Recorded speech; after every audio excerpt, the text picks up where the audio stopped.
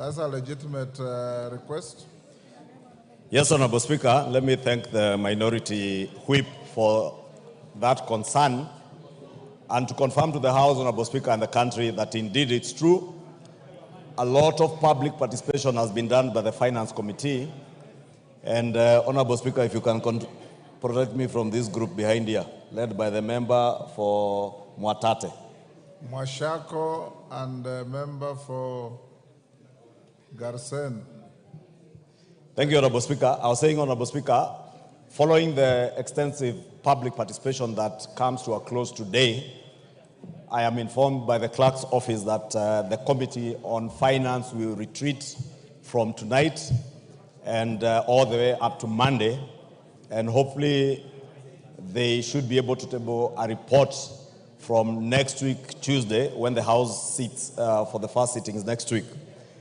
And Honorable Speaker, it is also true that it is only upon the tabling of that report that members can be able to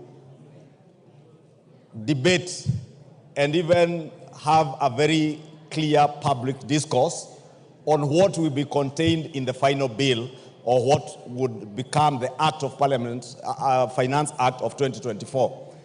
Because, Honorable Speaker, I have seen even governors in funerals, in churches, like the governor, clueless governor for Nyeri, debating the finance bill and saying he will vote no, as if he votes in this house. And you know that governor, Honorable Speaker, even has no idea of what is contained in the finance bill, has not even bothered to follow what the public discourse.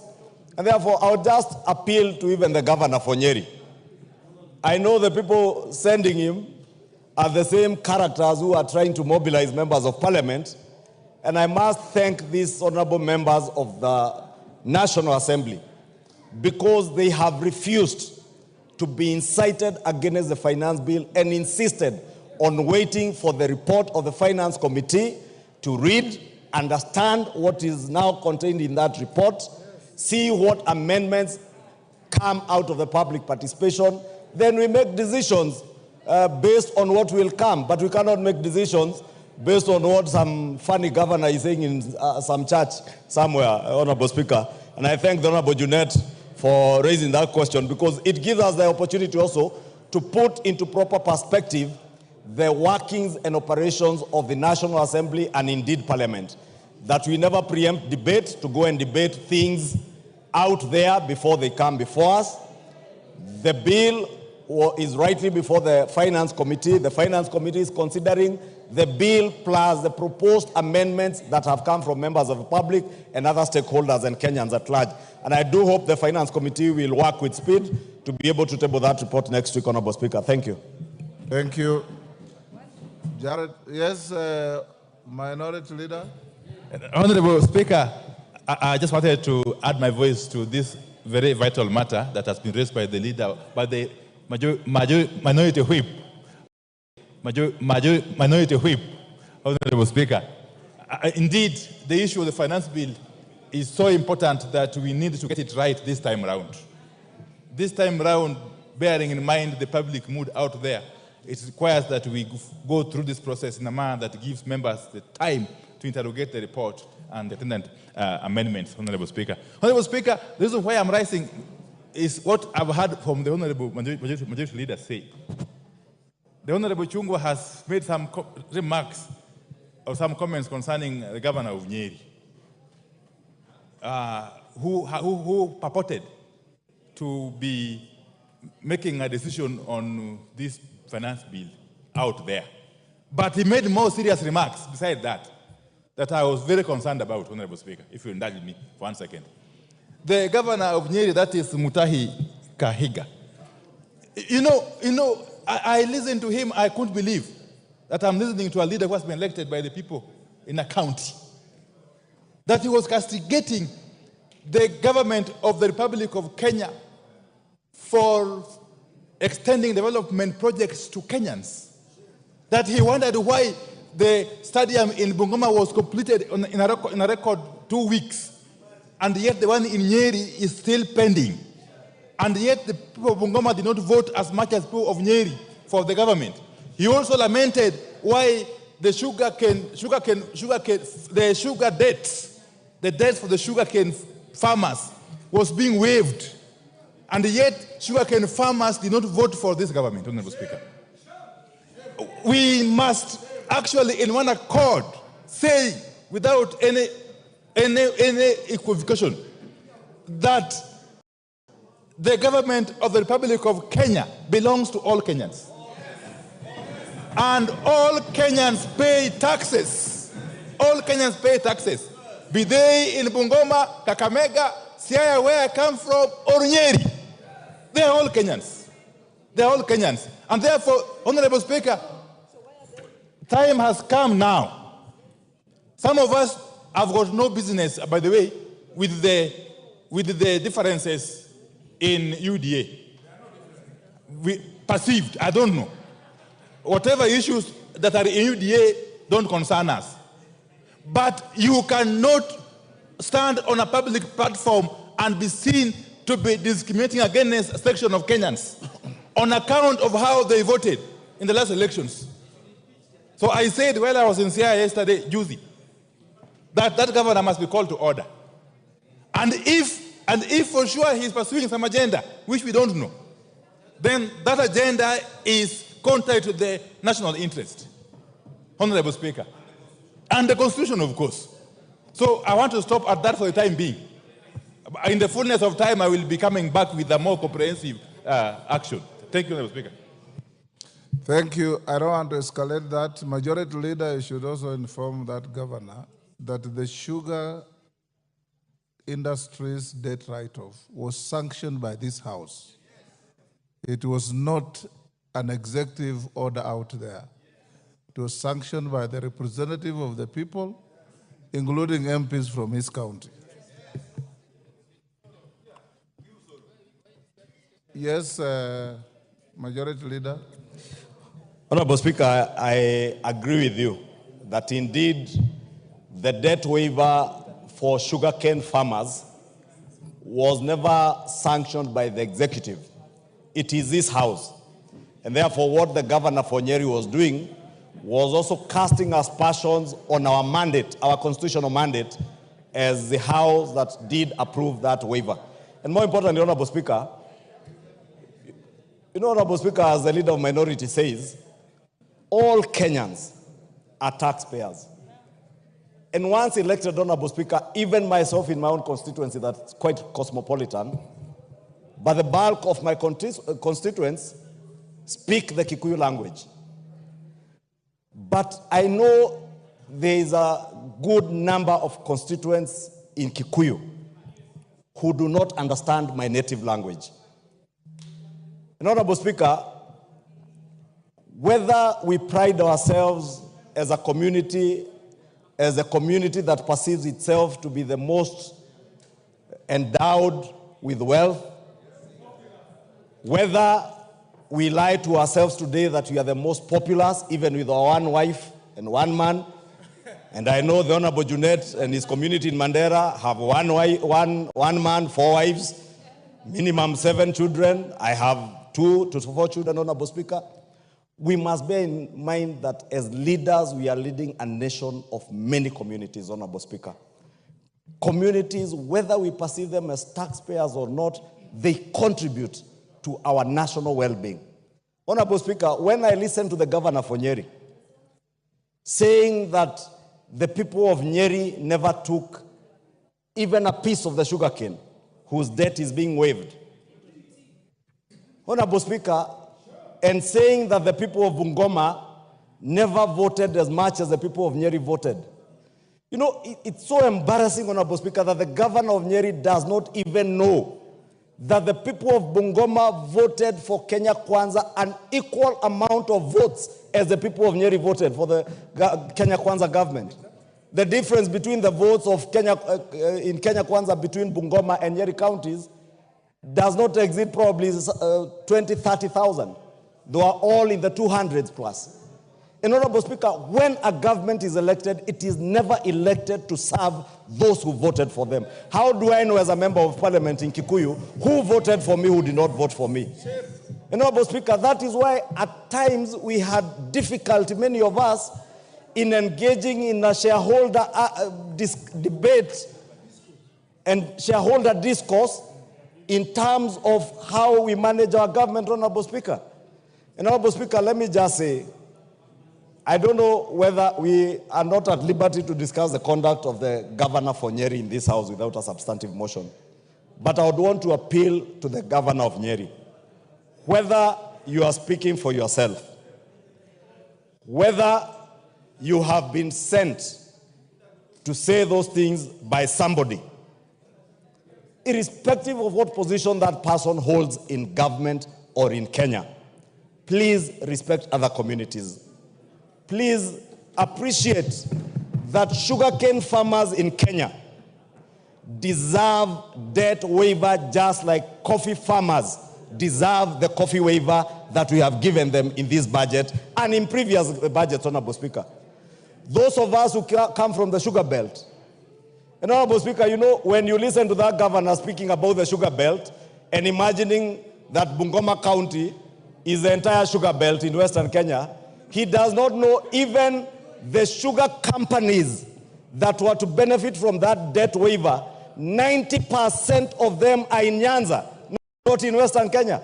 Only 2 sugar companies, Mumias and Zoia, are in Western Kenya.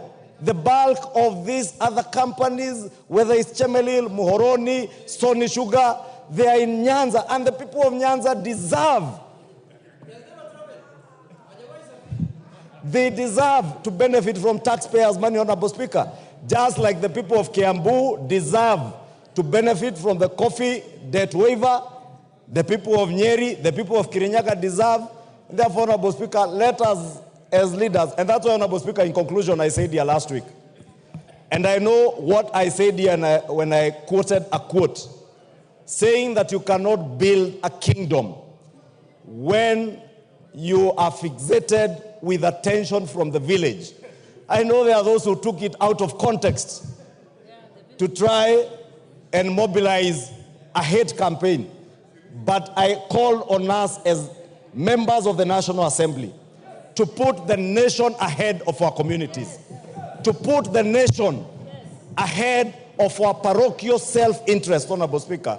And therefore, as I condemn the actions and the words of the governor for Nyeri, Honorable Speaker, and I will indeed be writing to him to officially inform him some of these things that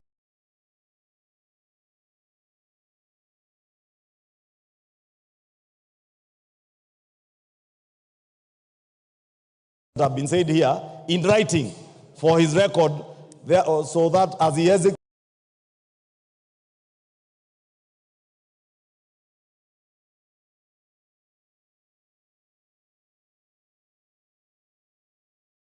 with attention from the village. I know there are those who took it out of context to try and mobilize a hate campaign. But I call on us as members of the National Assembly to put the nation ahead of our communities, to put the nation ahead of our parochial self-interest, Honorable Speaker.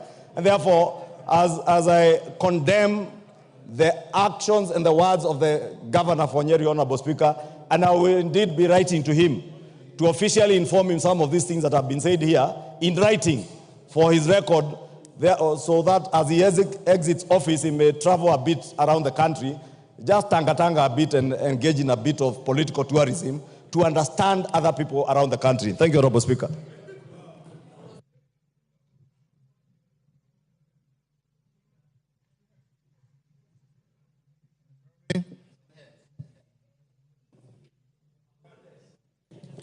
Thank you, Honorable Speaker.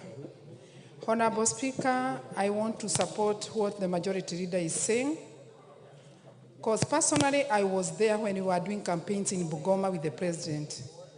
And even the time the President went to Bungoma and Migori to waive those debts, I was there. So what I want to ask my brothers and sisters in this house, the Nyeri people are innocent, and I want to apologize on behalf of Nyeri people. Thank you, Honorable Honorable Speaker. Rosa.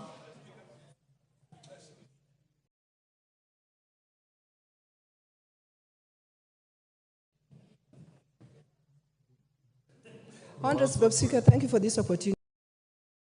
Honorable Speaker, Honorable Junet did ask a very pertinent question about whether we could receive the report in good time to enable us debate. I'd like to request that could the majority leader give us the assurance that we will receive that in time instead of going into politics. This politics does not answer that question. He already gave that assurance, Rosa. Maybe you are not listening. He said the report is likely, and I'll direct him to ensure it is tabled by Tuesday. Mr. Speaker, I think it was overclouded by all these political statements, which I don't think were part of what Junet had asked. Thank you, Honorable Speaker. Didymus. Thank you, Mr. Speaker. I want also to agree with the leader of minority on what he has said. And Honorable Speaker, if you look at our constitution, anybody who engages in utterances that are against national values, that are against the national interests, anybody who makes utterances that appear to divide this country along how people voted, the tribal lines, those are grounds for impeachment, Honorable Speaker. I want to make it clear here, Honorable Speaker, that the utterances by the governor of Nyeri on what he said is clearly true, that that man is not fit to hold office, and I want to call upon EACC to begin the process of removing him from office, because every Kenyan requires development. Wherever you come from in this country is not a criminal offense. The tribe that you are is not a criminal offense. And the governor for Nyeri is not fit to hold public office, and the grounds for removing him should begin immediately today. They even ought to have begun yesterday, Honorable Speaker. I support. Members, I don't want us to escalate this. I want us to... Yes, Farah Malim, I see you... Yes, Mr. Speaker. Agitated. I want to support the majority leader in his statements. Mr. Speaker, me and you have been around for the longest. And you remember how the problems in DRC started when Mobutu Sese Seko was the president. He tried to victimize a small minority who are pastoralists called Banyamulenge. Banyamulenge. And there were hardly 1 million of them in a nation of over 60 million. They took up arms because nobody would accept to be a second-class citizen in his own country. DRC has never seen peace since then. It doesn't matter how big your numbers are. If the smallest community in Kenya decides, I'm having a road deal and I'm going to destroy this country, they have the capacity to do it. Let us keep our unity as a nation. We have the most beautiful country in the world. The diversity is our strength. It's not supposed to be our weakness. When a very senior government official says all politics is local, what are you talking about? And you want to be the president of this country? Who is going to allow you to be the president of this country? Because you're basically saying that I will only take care of my small village up there. Honorable Chungwa, you have done us proud, and many like you. Let us keep the unity of this country for God's sake and not listen. And the National Cohesion and Integration Commission should be doing its job. It should be doing its job very well. We went close to having a collapsed state, Mr. Speaker, in 2007. Me and you were in the parliament that time. 2008. We avoided that calamity and complete dissolution of the Kenya government because many people came from all over the world to come and assist us. We have to learn from the mistakes we made in the past and never try and do it again. We've seen what happened in Rwanda. They tried to eliminate completely a small minority of Tutsis who are 15%. But they came back and they're ruling that country for 30 years and they'll rule for another 50 years. Nobody gives you a guarantee because you have the numbers that you're going to take over a country. No. Let us protect our unity. Honorable members, will stop here. I want to allow the majority and minority leaders for displaying patriotic thinking, and members out there. Order. Order, Kasheri. Kasheri, take your seat. Members out there, it is not a Nyeri problem, it's an individual. And Mukami has said as much. Members out there, whether you're a governor or whoever you are, members who are displaying grandiose paranoia in the conduct of their public affairs will be called to order. They will be called to order, and this House has unlimited authority through your committees to summon any such errant characters, whoever they are, and tell them that as a House of the representatives of the people of Kenya, you will not sit and watch any reckless conduct that can bring disorder in this country. And I salute you, majority and minority leaders. Lead the House in the manner you have shown and call out anybody who is errant in their conduct. Thank you. Jared? I thank you very much, Honorable Speaker. And whereas you have closed that debate, I would want to take a tangent from what both the majority and minority leaders have talked about, Honorable Speaker. Honorable Speaker, we have lately seen discordant voices, especially emanating from the presidency. And the presidency is composed of the president, the deputy president, the cabinet, and those others in that chain, Honorable Speaker. Honorable Speaker, whereas I would be least concerned about what happens in Kenya Kwanza, but when these matters have potential to create disunity in our country, then I will be very much concerned, Honorable Speaker. In Bungoma, where you played a very good host to the most successful Madaraka days ever in this country, I did realize, Honorable Speaker, that 40 minutes later, when the president had sat down, the deputy president showed up. And the president of the Republic of Kenya had to welcome his deputy, which is totally a break from tradition, Honorable Speaker. On Sunday, during an event of the Akorino brothers in Nakuru, the deputy president arrived 1 hour after the president had sat down. And just next to that president was his seat, which was being warmed by the Minister for Water and Irrigation, my friend Zachary Njeru. And when he showed up, he started, castigating the weather. He started castigating his means of transportation and many other things, Honorable Speaker. Yesterday, to my dismay, the deputy president took a commercial flight to Mombasa and was hauling his own bag, getting into the aircraft, Honorable Speaker. Honorable Speaker, this House appropriates and budgets for travels of the deputy president, Honorable Speaker. And at no given time have we ever envisaged a situation where he takes a commercial flight. But if he takes solace out of commercial flights, then it is upon and incumbent upon this House to reduce his travels by 95%, because we know what is being charged by commercial flights and the rates that are being charged by chartered flights, Honorable Speaker.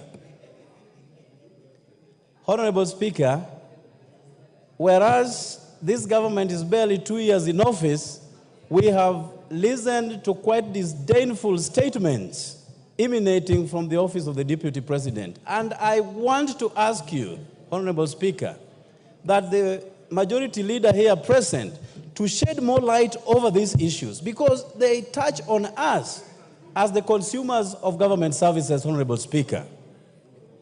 Whereas a lot has already been spoken about regarding sugar and the loans that were offset by the government, Honorable Speaker. Just yesterday, in a cabinet meeting, 6 billion shillings owed by coffee farmers was cancelled by the cabinet, Honorable Speaker.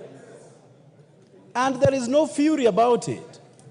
But when the same government cancels debts owed by government-owned sugar mills, then it becomes a matter of concern by one particular governor of Nyeri, Honorable Speaker, who has since abrogated himself the role of a spokesperson of somebody else, Honorable Speaker.